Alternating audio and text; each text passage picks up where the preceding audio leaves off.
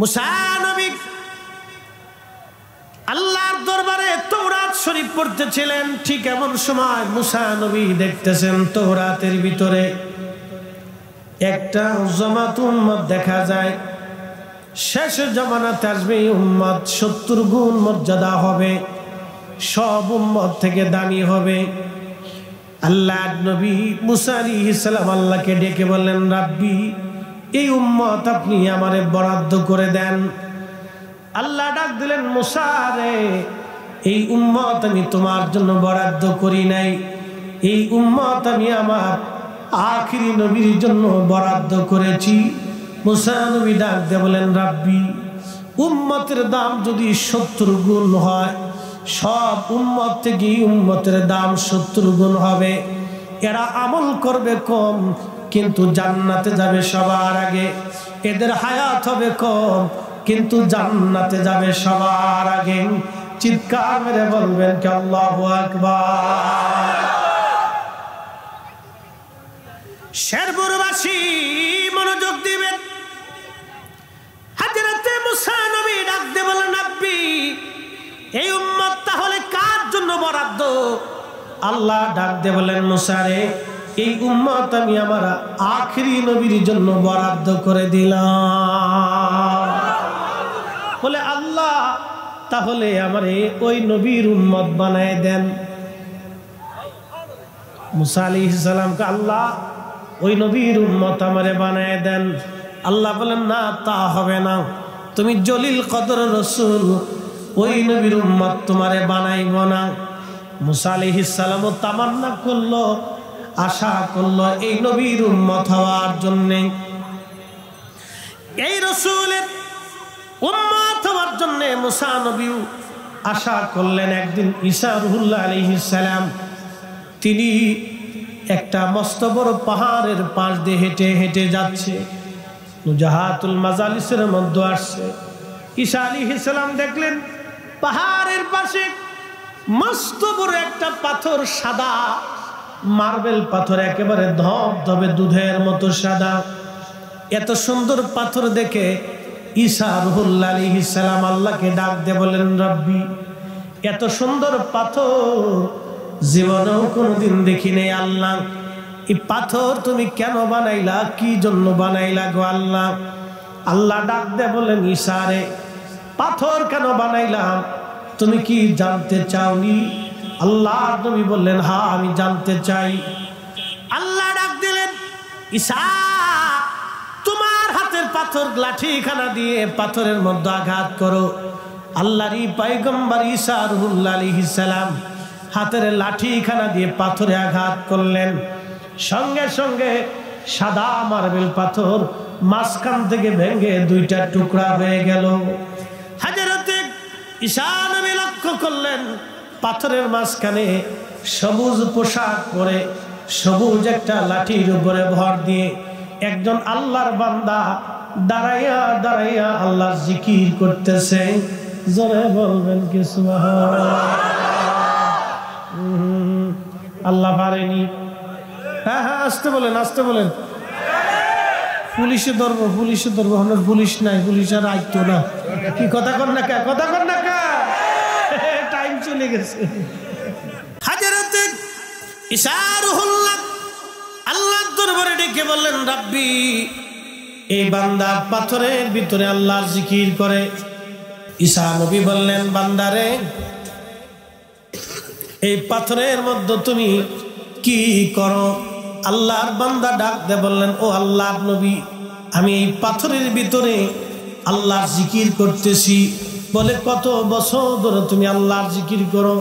400 বছর ধরে আমি এই পাথরের ভিতরে আল্লাহর জিকিরে রত আছি। একসাথে বলা যাবে আল্লাহু আকবার। কত বছর? 400 বছর ধরে এই পাথরের ভিতরে আমি আল্লাহর জিকির করি। হযরতে ঈসা নবী ডাক দিয়ে বলতেছে, রে আল্লাহর বান্দা 400 বছর ধরে তুমি পাথরের মধ্যে জিকির করো, তুমি খাও কি? আল্লাহর বান্দা ডাক দিয়ে বলতেছে, হুজুর এই 400 বছর ধরে আল্লাহ পাথরের ভিতরে একটা আঙ্গুর গাছ লাগায় রাখছে। ওই আঙ্গুর খাওয়াইয়া খাওয়াইয়া আমার রব আমারে 400 বছর ধরে পাথরের মধ্যে জিন্দা রাখছে। আর এই 400 বছর ধরে আমি আল্লাহর জিকির আদায় করতেছি। একবার জোরে বলবেন আল্লাহু আকবার। তুখরিজুল হাইয়া মিনাল মাইয়িতি ওয়া তুখরিজুল মাইয়িতা মিনাল হাই। আমার রব বলতেছেন, হাবিব উম্মতকে জানায় দেন, আমি আল্লাহ মরা থেকে জিন্দা বের করি, জিন্দা থেকে আমি আল্লাহ মরা বের করি, জিন্দা থেকে মরা বের করি, মরা থেকে আমি আল্লাহ জিন্দা বের করি, জিন্দা থেকে মরা বের করি, মরা থেকে আমি আল্লাহ জিন্দা বের করি। পাথরের ভিতরে আমি রব্বুল আলামিন তারে বাঁচায় রাখি। প্রশ্ন রাখতে পারেন ফরিদি হুজুর, পাথরের ভিতরে 400 বছর আল্লাহ কেমনে বাঁচাইলো? এখন যদি জিজ্ঞেস করি ও আল্লাহর বান্দা বলে দেন, তাহলে আপনি বলেন মায়ের পেটে সন্তানকে কে বাঁচাইলো?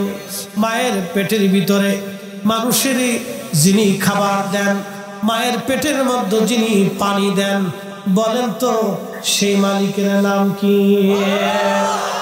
আজকে একটা সূত্র আপনাদেরকে বলে দিয়ে যাই। মহিলারা যখন গর্ভবতী হয়, পেটে বাচ্চা ধারণ করে, অন্তঃসত্ত্বা হয়, মা জাতিরা যখন পেটে বাচ্চা ধারণ করে, তখন ডাক্তার বলে এই বাচ্চারে ভালো মন্দ খাওয়াও, এই মহিলারে ভালো মন্দ খাওয়াও। গাইনি ডাক্তার বলে আপনি ভালো ভালো খাবার খাবেন, পুষ্টিজনিত খাবার খাবেন, গুঁড়া মাছ খাবেন, শাকসবজি খাবেন, ডিম দুধ খাবেন, ফল ফ্রুট খাবেন। আর আল্লাহর নবী 1450 বছর আগে উম্মতকে বলে দিলেন, উম্মত তোমরা তোমাদের গর্ভবতী নারীদেরকে খেজুর খাওয়াও, কারণ খেজুর আল্লাহর জান্নাতের ফল। খেজুর যদি গর্ভবতী নারীরা খায়, ওই সন্তান হৃষ্টপুষ্ট হয়, মহিলারও পুষ্টি হয়।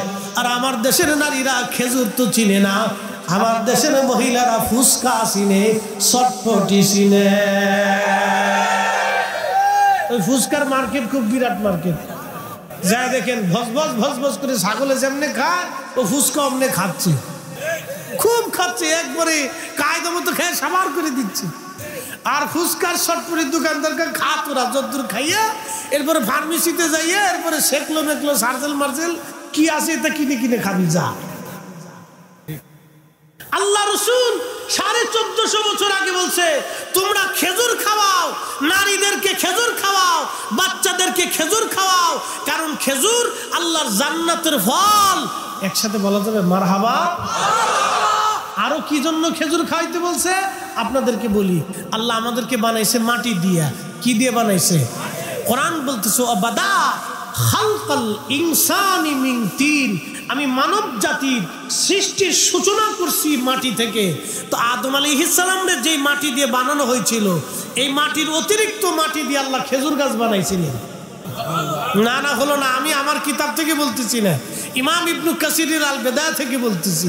ওই খেজুর গাছ আল্লাহ ওই অতিরিক্ত মাটি দিয়ে তৈরি করছিলেন, যার কারণে খেজুর খাইলে মানুষের শরীরে আপনি খাওয়ার সাথে সাথে শরীরের সমস্ত জায়গা পুষ্টিগুণ ছড়ায় যায়। এই জন্য শারীরিক দুর্বলতা, পুষ্টিহীনতা এরকম যদি কোনো কার্য আসে, তাহলে আপনারা খেজুর কিনে বাচ্চাদেরকে খাওয়াবেন, মেয়েদেরকে খাওয়াবেন, নিজেরা খেজুর খাবেন। এই খেজুর খুব দামি এবং খুব অনেকটা ফল, যেটা খাওয়ার সাথে সাথে শরীরে পুষ্টিগুণ ছড়ায় যায়। এই জন্য খেজুর খাবেন, খেজুর বাচ্চাদেরকে খাওয়াবেন। একসাথে বলা যাবে না আলহামদুলিল্লাহ? খালি ওয়াজ করে গেলে হবে না, আজকে আপনাদেরকে একটু প্রেসক্রিপশন দিয়ে গেলাম। হাজরাতে ঈসা নবী ডাক দিয়ে বলতেছে, রাব্বি 400 বছর ধরে একেবারে নিষ্পাপহীন পাপহীন একজন ব্যক্তি পাথরের ভিতরে তুমি আল্লাহ তার ইবাদত করাইলাম। ইয়া রাব্বি 400 বছর ধরে সে ইবাদত করে আল্লাহ, এর চাইতে দামি ব্যক্তি কি আর দুনিয়াতে আসেনি বলো? আল্লাহ ডাক দে বলো, ঈসা রে, এর চাইতে মর্যাদাবান উম্মত আমি বানায় রাখছি। বলে আল্লাহ কারা? বলে এরা আমার আখিরি নবীর উম্মত। যে সুবহানাল্লাহ না বলবেন আমি বলবো সে কিপটা। একসাথে জোরে বলেন সুবহানাল্লাহ। শ্রেষ্ঠ নবী দিলাম রে তরিয়ে নিতে রোজা হাসরে, ঠিক কিনা? শ্রেষ্ঠ নবী দিলাম রে তরিয়ে নিতে রোজা হাসরে, পথ না ভুলি তাই তো দিলে পাক কুরআনের বাণী খোদা তোমার মেহেরবানি। সুন্দর ফুল সুন্দর ফল মিঠা নদীর পানি খোদা তোমার মেহেরবানি, খোদা তোমার মেহেরবানি। হযরতে ঈসা রূহুল্লাহ বলতেছে রাব্বি আখিরি নবীর উম্মত কেন এত দাম হবে তাদের? আল্লাহ ডাক দিলেন ঈসারে, আমার আখিরি নবীর উম্মতের মধ্যে আমি আল্লাহ বিশেষ বিশেষ দিন এবং রাত দিয়ে দিব, যে দিন এবং রাতে ইবাদত করলে এরকম 400 বছর ইবাদত করার চাইতো দামি মর্যাদা আমি আল্লাহ তাদের দান করব। একবার জোরে বলবেন কি আল্লাহু আকবার। তখনই ঈসা রূহুল্লাহ ডাক দিয়ে বলেন রাব্বি তাহলে আর দেরি করবেন না, আমারে ওই নবীর উম্মত বানায় দেন, আমারে ওই নবীর উম্মত বানান যাতে আমি আখিরি জমানায় সেই নবীর উম্মত হতে পারি। আমার আল্লাহ কবুল করে বলেন ঈসারে আপনার দোয়া আমি আল্লাহ কবুল করে নিলাম। এজন্য আল্লাহ নবী বলেন ওয়াদা ইব্রাহিম খলিলুল্লাহ ওয়া বাশারাতু ঈসা রূহুল্লাহ, আমি ঈসা নবীর সুসংবাদ প্রত্যেক ওয়াজে ঈসা নবী যখন ওয়াজ করতেন তখন ওয়াজের সময় ফাঁকে ফাঁকে আমার রসুলের প্রশংসা গাইতেন। আমরা যেমন ওয়াজের ভিতরে আমরা আমাদের নবীর প্রশংসা গাই, ঈসা নবী তার ওয়াজে আমাদের নবীর প্রশংসা গাইতেন, গুণকীর্তন করতেন। একবার জোরে বলা যাবে কি আল্লাহু আকবার। আমরা সেই নবীর উম্মত, এত বড় দামি নবীর উম্মত। আল্লাহ আমাদেরকে ডাক দিয়ে বললেন তোমরা শ্রেষ্ঠ জাতি। কেন তোমরা শ্রেষ্ঠ জাতি? তোমাদেরকে দুইটা দায়িত্ব দিলাম। একটা দায়িত্বের নাম হলো তোমরা মানুষদেরকে ভালো কাজের দাওয়াত দিবা, আর একটা দায়িত্ব হলো খারাপ কাজ থেকে উম্মতকে ফিরিয়ে রাখবা। একটা দায়িত্ব ভালো কাজের জন্য মানুষদেরকে আহ্বান করবা, 2 নাম্বার দায়িত্ব খারাপ কাজ থেকে উম্মতকে ফিরিয়ে রাখবা। এই দুইটা দায়িত্ব আমি আল্লাহ তোমাদেরকে দিয়ে দিলাম। শেরপুরের মুসলমান খুবই মনোযোগ দিয়ে শুনবেন। আল্লাহ রাব্বুল আলামিন আমাদেরকে কেন এত দাম দিলেন, সম্মান দিলেন? এই যে আগামীকাল জুমার রাত আসতেছে, আজকে জুমার রাত, আগামী দিন জুমার দিন আসবে। এই যে জুমার দিন কত বড় দামি দিন আপনাদেরকে বুঝাই দেই। এটা সাইয়্যিদুল আইয়াম, দিনের সর্দার। এই জুমা এত দামি।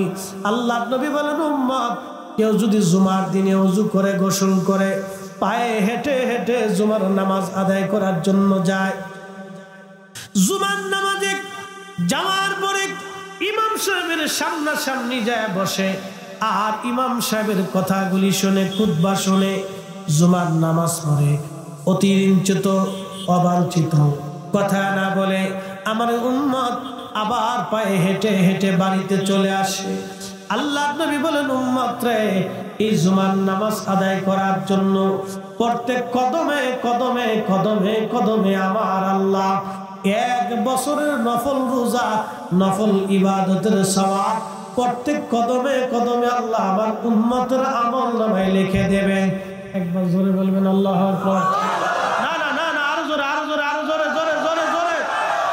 এই ঈসা আলাইহিস সালামের উম্মত 400 বছর পাথর ইবাদত করছে। কত বছর? আর আমার এই নবীর উম্মতের প্রত্যেক কদমে 1 বছরের নেকি।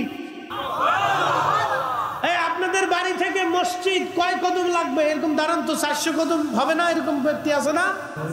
বেশিও আছে, ঠিক কি না?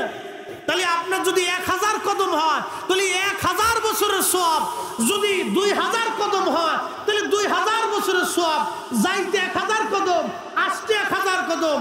নবী বলতেছেন জুমার নামাজ আদায় করার জন্য গোসল করে পবিত্র হয়ে পাক সাফ হয়ে আমার উম্মত আদবের সাথে পায়ে হেঁটে হেঁটে হেঁটে হেঁটে মসজিদে যাবে, ইমাম সাহেবের কাছাকাছি বসবে, কথাবার্তা বলবে না, খুতবা শুনবে, নামাজ পড়বে, ভদ্রচিতভাবে আবার পায়ে হেঁটে হেঁটে বাড়ি চলে আসবে। প্রত্যেক কদমে কদমে কদমে 1 বছরের নফল রোজা এবং 1 বছরের নফল ইবাদতের নেকি আমার উম্মতের আমল নামায় আমার আল্লাহ লিখে দিবে। যদি 5000 কদম হয়, যদি 5000 বছরের নেকি, যদি 10,000 কদম হয় 10,000 বছরের নেকি, যদি 500 কদম হয় 500 বছরের নেকি, যদি 1000 কদম হয় 1000 বছরের নেকি। তুমি ঈসা নবীর উম্মত 400 বছর ইবাদত করিয়া যা না পাইছে, আমার নবীর উম্মত এক জুমার মসজিদে এক জুমায় যাইতে যাইতে আস্তে আস্তে তার চাইতে 1000 গুণ বেশি গুণ নেকি আমার এই নবীর উম্মতের আমল নামে আল্লাহ লিখে দিবে। আরো আরো আরো জোরে আরো জোরে আরো জোরে হাত উঁচা করে বলেন আল্লাহু আকবার। এবার জুমার নামাজ পড়েন না কে কে? হাত উঁচা করে। জুমার নামাজ পড়েন না কে কে? আচ্ছা পড়েন তো ইনশাল্লাহ। কালকে জুমা হবে তো? হ্যাঁ ইনশাল্লাহ বলেন ইনশাল্লাহ। জুমা কাজা করবেন না তো? একসাথে 3 জুমা কেউ যদি কাজা করে আল্লাহ তার অন্তরে মোহর মেরে দেয়, তখন কোরআন ভালো লাগে না, হাদিস ভালো লাগে না, দিন ভালো লাগে না। আচ্ছা বলেন তো, যেই নবীর কারণে আল্লাহ আমাদেরকে এই দাম দিলেন, ইজ্জত দিলেন, সে নবীর দাম কত? কত? অনেক কত? 1000 কিলো? এর কোনো শেষ আছে? জোরে বলেন, কোন সীমানা আছে? কোন সীমানা হবে? ও রাসূলের ইজ্জতের কোন সীমানা নাই, এটা সীমানাহীন ইজ্জতওয়ালা। কথা বলেন ঠিক না ঠিক? মনোযোগ দিয়ে। হযরতে আল্লাহর নবী আরো বলেন, উম্মত প্রত্যেক জুমাতে যদি তোমরা নামাজ পড়ার জন্য সর্বপ্রথম যে জুমার মসজিদে যায়, আল্লাহ তাকে একটা উট কুরবানির নেকি লিখে দেয়। দ্বিতীয়বারে যে যায় আল্লাহ তাকে একটা গরু কুরবানির নেকি লিখে দেয়। তৃতীয়বারে যে যায় আল্লাহ রাব্বুল আলামিন তাকে ছাগল কুরবানির নেকি লিখে দেয়। একবার জোরে বলা যাবে আল্লাহু আকবার। হাজিরিন, আল্লাহর নবীজি জুমার নামাজ কাজা করতে নিষেধ কেন করলেন?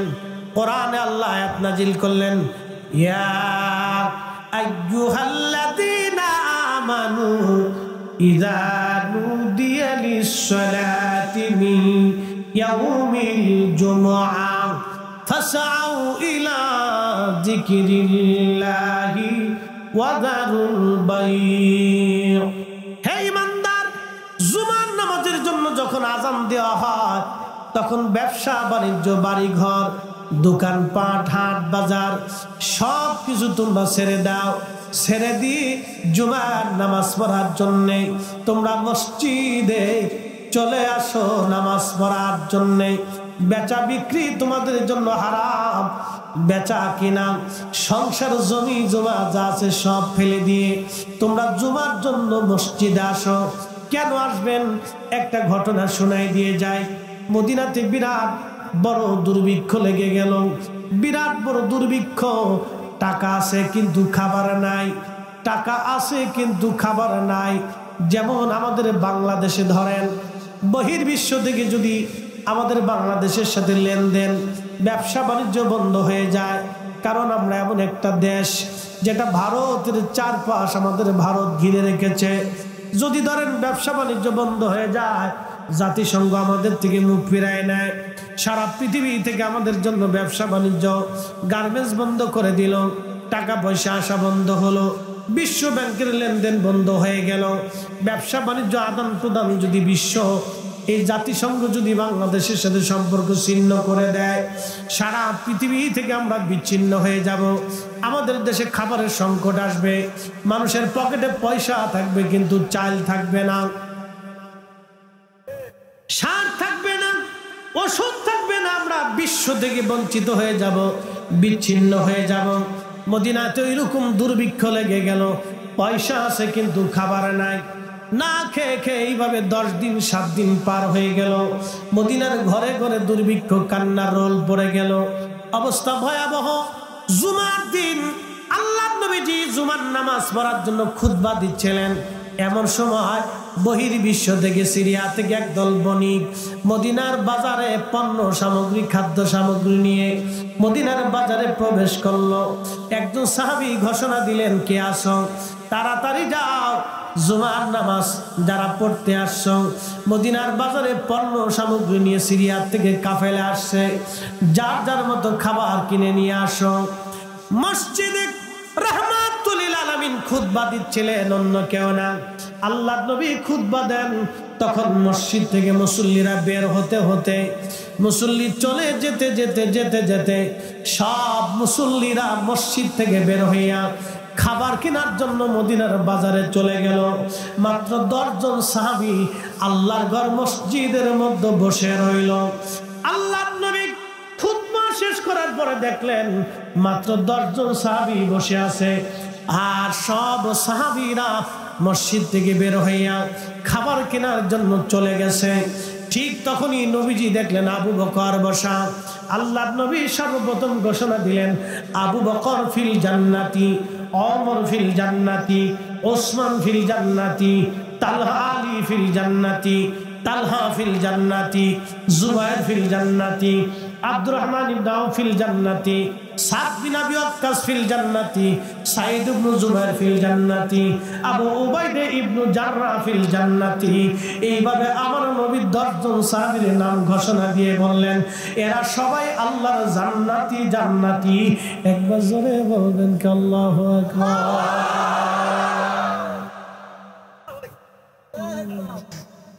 নবীজি জান্নাতি ঘোষণা দিলেন। আল্লাহর নবী, নবী কি নবীর ইচ্ছায় দিচ্ছেন না আল্লাহর ইচ্ছা? জোরে জোরে জোরে, কার ইচ্ছা? আল্লাহর ইচ্ছা। আমার নবী 10 জন সাহাবীকে জান্নাতের ঘোষণা দিলেন। কারণ কি? 1000 কোটি টাকা দান করার জন্য না, জিহাদে শহীদ হওয়ার জন্য না, শুধুমাত্র মসজিদে বসে রইলেন। তখনই কোরআনের আয়াত আল্লাহ নাযিল করলেন, ইয়া আইয়ুহাল্লাযীনা আমানু, ও ঈমানদার, তোমরা যারা ঈমান আনছো, ইযা নুদিয়া লিস-সালাতি মিন ইয়াউমিল জুমআহ, এই ঈমানদার, জুমার জন্য যখন তোমাদেরকে আহ্বান করা হয়, ডাকা হয়, আযান দেওয়া হয়, তখন তোমরা নামাজ পড়ার জন্য মসজিদে শুধু আসবে না। আল্লাহ আরো বলে দিলেন, ইয়াউমিল জুমআতি ফাসআউ ইলা যিকিরিল্লাহি ওয়া যারুল বাই', আল্লাহ স্মরণের জন্য তোমরা বেচা বিক্রি, ব্যবসা বাণিজ্য সব ছেড়ে দাও। সব কিছু ছেড়ে দিয়ে তোমরা জুমার নামাজ আদায় করার জন্য মসজিদে চলে আসো। একবার জোরে বলা যাবে আল্লাহু আকবার। সব সাহাবী মসজিদ থেকে বের হয়ে চলে গেলেন। মাত্র 10 জন সাহাবী বসে আছেন। আল্লাহর হাবিব এই 10 জন সাহাবীর নাম জান্নাতি খাতায় নবী লিখে দিলেন।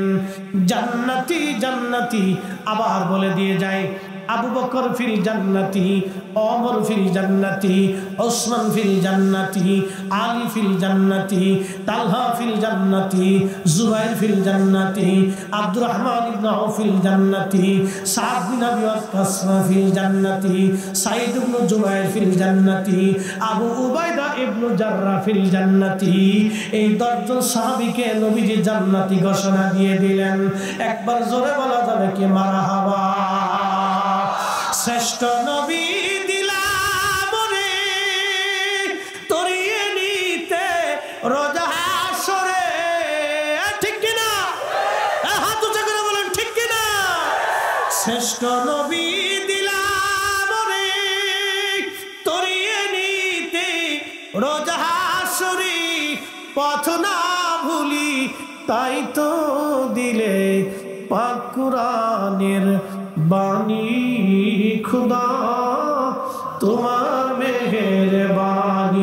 সুন্দর ফুল সুন্দর ফল মিঠা নদীর পানি খুদা তোমার মেঘের বাণী খুদা তোমার মেঘের বাণী তুমি কতই দিলে রতন ভাই বারাদার পুত্র স্বজন খুদা পেলে অন্ন যোগাও মানি চাই না মানি খুদা তোমার মেঘের বাণী উঠে কারা হ্যাঁ মুতে ধরছে মনে না না না খুদাই যদি উঠেন তাহলে বিপদ আছে আমি জানি শেরপুরের একটা রোগ আছে শেরপুর জামালপুরে একটা রোগ হলো এই মাহফিলের পরে তো তবরক নাই চিন্তা করে যে তবরক আলাইহিস সালাম যেহেতু নাই তো যাই গিয়া কি কথা কর না যদি মুনাজাতের আগে উঠেন আমার অনুমতি ছাড়া যদি উঠেন তাহলে কিন্তু বিপদ আছে বিপদে ফেলাবো আজকে আমার অনুমতি ছাড়া উঠা যাবে না একটা লোক উঠবেন না আমি আগে বলছি দীর্ঘ ওয়াজ করব না আপনাদেরকে নিয়ে কাজকে কয়েকটা মর্যাদার কথা বলছি আর শুধু জুমার মর্যাদার বলছি প্রত্যেক কদমে 1 বছরের নেকি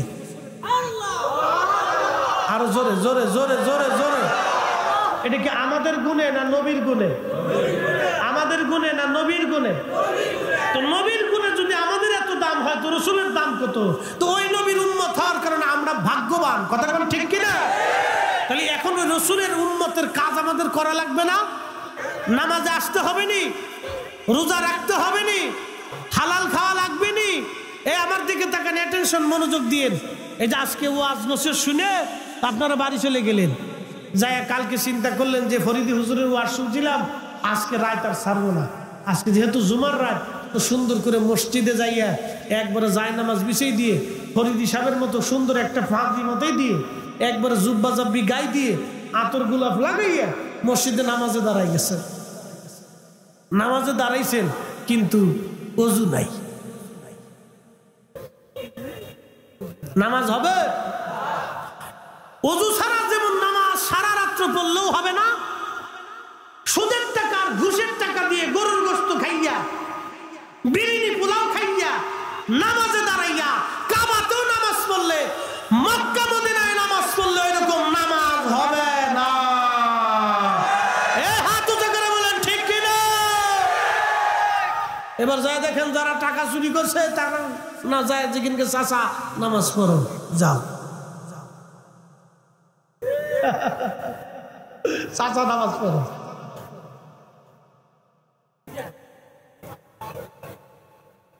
হবে হবে মুসলমান মুসলমানের মতো হতে হবে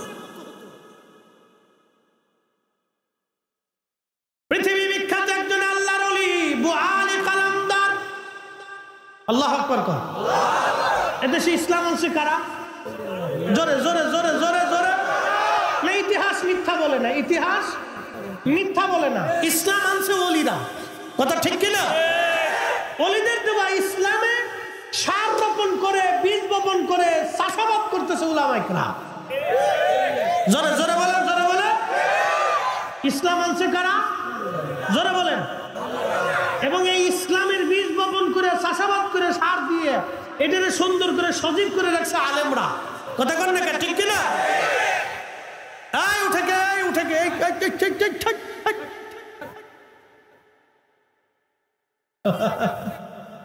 না না উঠা যাবে না একজন উঠলে আরেকজনের মনে চিন্তা করে যে এতজন মুততে গেছে তাহলে আমি একটু আরেকটা সাইডে আসি বুঝতে পারছেন না সুযোগ পাবে সুযোগ দেওয়া যাবে না একটু বসেন শেষ আমার কথা বুআলি কলন্দর ওনার মাজার হচ্ছে ওই যে বর্তমানে পানিপথে শোনেন আমরা ওলি মানি আমরা জিয়ারত মানি কিন্তু শিরিক মানি না হাত উঁচু করে বলেন হাত উঁচু করে বলেন কোন মাজারে আমরা সেজদা মানি না হাত উঁচু করে বলেন ঠিক কিনা মহিলা পুরুষ এক জায়গা হয়ে নাচানাচি বেশরিয়া কাজ এইগুলো ইসলামের ভিতরে নাই আমরা জীবনে মানি না মানবো না হাত উঁচু করে বলেন ঠিক কিনা হাজরাতে বুআলি কালামদারের বাড়ি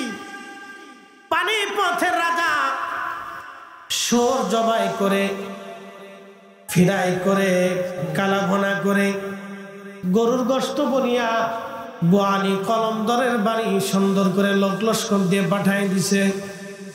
বোয়ালি কলমদরের বাড়ি যখন পাঠাইল, তখন আমাদের কাছে যেমন মোবাইলে ফোন আসে, মেসেজ আসে, হোয়াটসঅ্যাপে ফোন আসে, এবার ফেসবুকের মেসেঞ্জারে মেসেজ আসে, দোস্ত কেমন আছেন, হুজুর একটা ডেট দেওয়া যাবে কিনা। অনেকে ফোনে না পাইলে মেসেঞ্জারে মেসেজে নক করে, হুজুর এত তারিখে কোনো ডেট খালি আছে কিনা, দেওয়া যাবে কিনা। তখন আমরা মেসেঞ্জারে লিখে দেই, না তা হবে না, খালি নাই, অথবা খালি আছে। আমি যে সুদূর মিশরের একজনের সঙ্গে মেসেঞ্জারে কথা বললাম, আমি ছাড়া আর কেউ জানে না। ঠিক আল্লাহর ওলিদের কাছে আল্লাহর পক্ষ থেকে ওই রকম মেসেজ আসতো। বোয়ালি কলমদরের সামনে খাবার নিয়ে আসছে, শুয়োরের গোশত। কিসের গোশত? শুয়োরের গোশত নিয়ে আসছে। আল্লাহর পক্ষ থেকে মেসেজ আসছে, বোয়ালি কলমদর এই খাবার খাওয়া যাবে না, কারণ এই খাবার গরুর গোশত না, এটা শুয়োরের গোশত, এটা হারাম। চিৎকার মেরে জোরে বলেন আল্লাহু আকবার। বোয়ালি কলমদর তিনার সাথী সঙ্গী যারা ছিলেন তাদেরকে বললেন, সাবধান, তোমরা এই খাবারে হাত দেবা না, এটা শুয়োরের গোশত। ওই যে বাদশা রাজার যে সৈন্য সামন্ত লোকেরা, লোক লস্কররা হুজুরের জন্য শুয়োরের গোশত রান্না করে নিয়ে আসছে। বোয়ালি কলমদর ডাক দিয়ে বলেন, রাজার লোকেরা, তোমার রাজাকে যায় বলবা বোয়ালি কলমদর শুয়োরের গোশত খায় না, তোমার রাজা কেন আমার জন্য শুয়োরের গোশত পাঠাইছে, যায় বলবা এই গোশত আমাদের জন্য না, এই গোশত তোমরা খেয়ে নাও, এটা আমরা খাই না। একবার জোরে বলা যাবে আল্লাহু আকবার। মুসলমান কি খায় না? জোরে বলেন, কি খায় না? আরো জোরে, জোর হয় না কেন? জোরসে বলো, আরো জোরে। মুসলমান হারাম খায় না। তাহলে আপনি শেরপুরে তালাশ করে দেখেন মুসলমান কয়জন আছে। যান এবার তালাশ করেন। আপনার হারিকেন ধরাই দিব, আমি প্রয়োজনে হারিকেনের তেল ধরাই দিব, কেরোসিন দিয়ে দিব, এবার সারা শেরপুর দিয়ে খুঁজে দেখেন মুসলমান কয়জন আছে। জান গে খাইয়ে লই।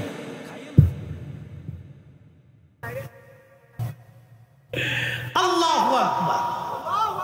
আরো জোরে বল। হ্যাঁ, মুসলমান, আমাদেরকে মুসলমান হয়ে কবরে যেতে হবে। এই জন্য কোরআন বলতেছে, আল্লাহু আকবার ওয়ালিল্লাহিল হামদু বিসমিল্লাহির রাহমানির রাহিম।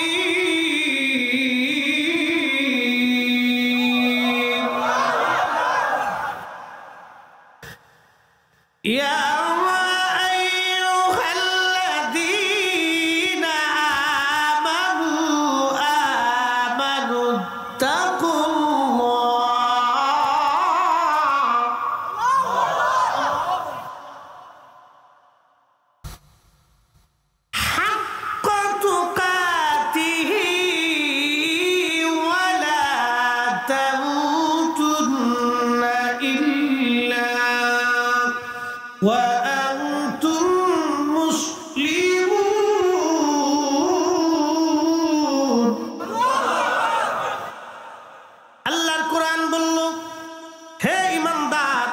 তোমরা আমি আল্লাহকে ভয় করো।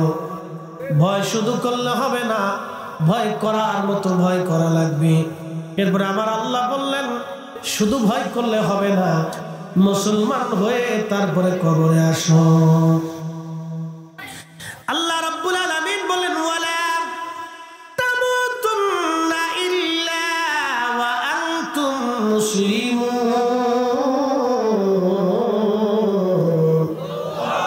মুসলমান না হয়ে কবরে এসো না, মুসলমান হয়ে কবরে আসো। আর আল্লাহর কোরআন বলতেছে, কুল ইন্নাল মাউতাল্লাযী তাফিরুনা মিনহু ফাইন্নাহু মুলাকীকুম। হাবিব উম্মতকে বলে দেন, উম্মত মৃত্যু থেকে তারা পালায়, মরণ থেকে তারা পালায়। আমার উম্মতকে বলে দেন, মরণ থেকে পালানোর কোনো রাস্তা নাই।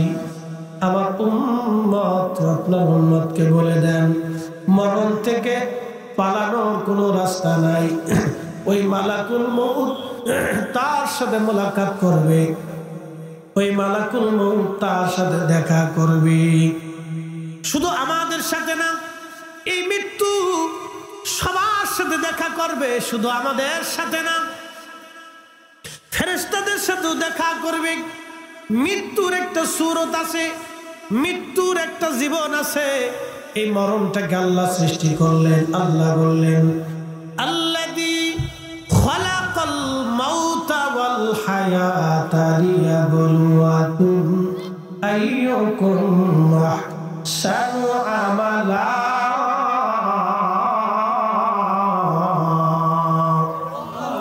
আমি মরণ সৃষ্টি করেছি, আমি হায়াত সৃষ্টি করেছি। এই মৃত্যুটাকে সৃষ্টি করার পরে রব্বুল আলামিন আবার আল্লাহ এই মৃত্যুর একটা রূপ দিলেন, চেহারা দিলেন। ফেরেশতাদেরকে আল্লাহ দাঁড়া করাইলেন। কোটি কোটি ফেরেশতারা আল্লাহর সামনে দাঁড়ায় গেল। এই মরণকে ফেরেশতাদের সামনে আল্লাহ দেখাইলেন। মরণের সুরত দেখে আজরাইল, জিবরাইল, মিকাইল, ইসরাফিল সমস্ত ফেরেশতারা বেহুশ হয়ে জমিনে পড়ে গেল। মরণের সুরত দেখে সমস্ত ফেরেশতারা বেহুশ, কোন ফেরেশতার হুশ নাই। আল্লাহ তাদের আবার হুশ ফিরাইলেন। আল্লাহ ডাক দিলেন, আজরাইল, তোমাকে মরণের দায়িত্ব দেওয়া হবে। আজরাইল ডাক দেখ, আল্লাহ, যার চেহারা দেখে আমি ভয় পেয়ে গেলাম, কি করে আমি তার নিয়ন্ত্রণ করব? আল্লাহ বললেন, আজরাইল, আমি আল্লাহ তোমাকে সহজ করে দিব। এই মৃত্যুটাকে তোমার বাধ্য করে দিব। তুমি তামাম সৃষ্টির মৌত তুমি সংগ্রহ করবা, তুমি সবার জীবন কেড়ে নেবা। একদিন মাটি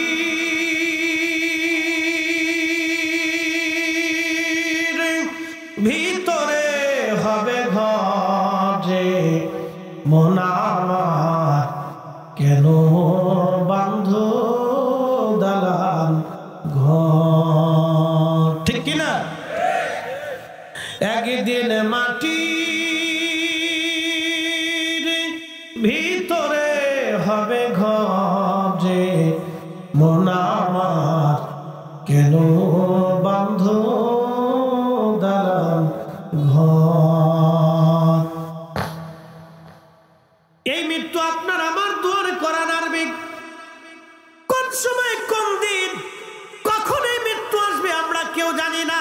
শেরপুরবাসী খুবই মনোযোগ দিয়ে কথাগুলি শুনে যাবেন। আমরা মৌতের মাধ্যমে আল্লাহর দরবারে চলে যাব। আমরা ছিলাম আল্লাহর দরবারে, আবার দুনিয়ার মধ্যে আসছি, আবার আল্লাহর দরবারে চলে যাব। ওয়া ইন্না ইলাইহি রাজিউন। আমরা আল্লাহর দরবারে আবার ফিরে চলে যাব। অবশ্যই আল্লাহর দরবারে চলে যাব।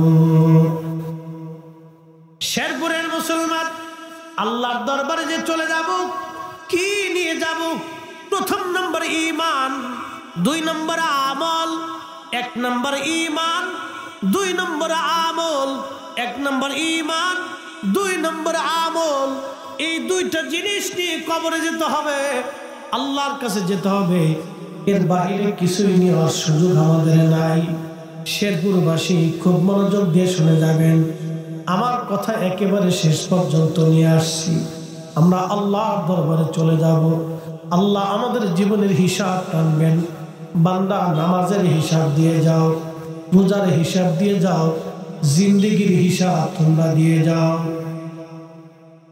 আচ্ছা বলেন তো, সূর্যের আলো যিনি দেন, চাঁদের আলো যিনি দেন, বাতাস যিনি দেন, খাবার যিনি দেন, মাটি যিনি দিলেন, ফসল যিনি দিলেন, একই মাটি থেকে হাজার কোয়ালিটির ফল, বিভিন্ন ধরনের খাবার, একই পানির ভিতর থেকে বিভিন্ন ধরনের মাছ, একটা জিহ্বা দিয়ে একটা পেটের ভিতরে যিনি ফালাইলেন, খাওয়াইলেন, তিনি সে আমার আল্লাহ। কিছু আমাদের কাছে চান নাই, আল্লাহ আমাদের কাছে বেশি কিছু চান নাই, একটা জিনিস চেয়েছেন, লা ইন শাকারতুম লা আযীদান্নাকুম ওয়া লা ইন কাফারতুম। রব বলেছেন শুকর আদায় করো, নাফরমানি করিও না। তুমি খুব মনোযোগ দিবেন। সম্পদ আল্লাহ দিলেন, এই সম্পদ আল্লাহ নিয়ে যাবেন। ইজ্জত আল্লাহ দিলেন, আল্লাহ আবার ইজ্জত নিয়ে চলে যাবেন।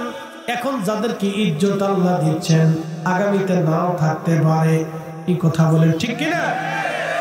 আবার এখন যাদেরকে দিচ্ছেন আগামীতে নাও দিতে পারেন। এইখানে আল্লাহ আমারে বসাইছেন, এখানে নাও উঠাইতে পারেন আল্লাহ। ও শেরপুরবাসী, আমরা সবাই আল্লাহর কাছে চলে যাব। আমাদের রিজিক, আমাদের অর্থবিত্তগুলি সব রেখে চলে যাব। পৃথিবী থেকে কিছুই নেওয়ার সুযোগ নাই। এদেশে হাজার হাজার কোটি টাকার মালিক যারা বসুন্ধরার গ্রুপের মালিক মারা গেলেন, ওনার ইন্তেকালের সময় হাজার হাজার কোটি টাকার সম্পদ রেখে গেলেন। যমুনা গ্রুপের মালিক মারা গেলেন, স্কয়ারের মালিক মারা গেলেন। এরকম বড় বড় গ্রুপ ইন্ডাস্ট্রির মালিক, হাজার কোটি টাকার মালিক মারা গেলেন। একটা অর্থ কবরে নিয়ে যেতে পারে নাই, কাফনের কোনো পকেট নাই, কিছুই নিতে পারে নাই। সবই রেখে তারা কবরে চলে গেল। আহা, একটা কথা মনে রাখবেন, আল্লাহ সিদ্ধান্তের বাহিরে এক দানাও ভাত আপনি বেশি খেতে পারবেন না। আল্লাহর সিদ্ধান্তের বাহিরে এক দানা ভাত আপনি বেশি খেতে পারবেন না। শেরপুরবাসী, আল্লাহ ডাক দেবেন, এ বান্দা কি করছো তুমি? দু হাতের রুজি দিয়া বলো। সেই দিন বলবো, রব্বুল আলামিন, মাদ্রাসায় দেই নাই, মসজিদে দেই নাই, আমরা তোমার পথে খরচা করি নাই। আল্লাহর কোরআন বলতেছে, ওয়া আনফিকু মিম্মা রাযাকনাকুম মিন ক্বাবলি আইয়াতিয়া আহাদাকুমুল মাউত। মরণ আসার আগে তোমার রিজিক থেকে আল্লাহর পথে তুমি ব্যয় করো। যদি আল্লাহর পথে তোমার রিজিক তুমি ব্যয় করো, আমি আল্লাহ 70 গুণ তোমার রিজিক আমি আল্লাহ বাড়ায় দিব। একসাথে বলবেন আল্লাহু আকবার। কত গুণ? জোরে বলেন, জোরে বলেন, কত গুণ? কত গুণ? 70 গুণ আল্লাহ বাড়াবে। এখন প্রশ্ন, আল্লাহর কথায় কি মিথ্যা আছে? আল্লাহ কি ভুল বলেছে? কখন আল্লাহর কথা মিথ্যা হবে না। 70 গুণ আল্লাহ রিজিক আমাদের বাড়ায় দিবে। যদি না দেন তাও কি হবে? আমার আল্লাহ কোরআনে তাও বলে দিলেন, আয়াকুলা, কিয়ামতের ময়দানে এই মানুষগুলি গোশতগুলি কামড়াই কামড়াই টেনে টেনে ছিঁড়ে ফেলবে আর বলবে, রব্বি লাউলা আখারতানি ইলা আজালিন করিব। আল্লাহ আমাদেরকে আবার দুনিয়াতে পাঠান, এই জাহান্নামের আগুন আমাদের বরদাস্ত হবে না, হাসরের মাঠ আমাদের কষ্ট হয়। আল্লাহ দুনিয়াতে আবার আমাদেরকে পাঠান, গোশতগুলি কামড়ে কামড়ে টেনে টেনে ছিঁড়ে ফেলবে আর বলবে, রব্বি আমাদেরকে আবার দুনিয়াতে পাঠান, ফাআসাদ্দাকা, বেশি বেশি করে দান করব, ওয়া আকুম মিনাস সলিহিন, আর সলিহিন নেককারদের অন্তর্ভুক্ত হয়ে যাব। আল্লাহ ডাক দিবেন, ওয়ালা ইউআখিরাল্লাহু নাফসান ইযা জাআ আজালুহা। বান্দারে দ্বিতীয়বার দুনিয়াতে যাওয়ার সুযোগ নাই। এ বান্দা, পৃথিবীতে যাওয়ার আর সুযোগ নেই। একবার হায়াত শেষ হয়ে গেলে থাকার আর সুযোগ নাই। কবরে চলে গেলি আর ফিরে আসার আর কোনো সুযোগ নাই। শেরপুরের মুসলমান, মরণ আসার আগে আল্লাহর পথে দান করা লাগে, মরণ চলে আসলে আর সুযোগ নাই। একদিন মাটির ভিতরে হবে ঘর, যে মন আমার কেন বান্ধব